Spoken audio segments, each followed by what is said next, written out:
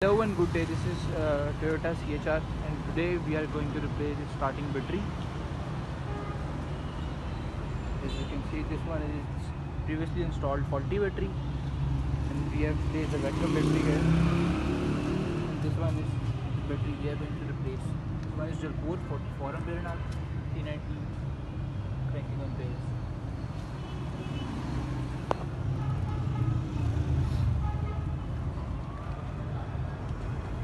The battery, make sure these terminals are properly fitted.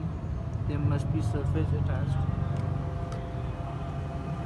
After replacing this battery, we are going to plug in the scanner, see if there are any fault codes. Then we will simply remove those fault codes. The car will work properly. As you can see, now I am scanning for all the fault codes that were raised due to the previously installed faulty battery.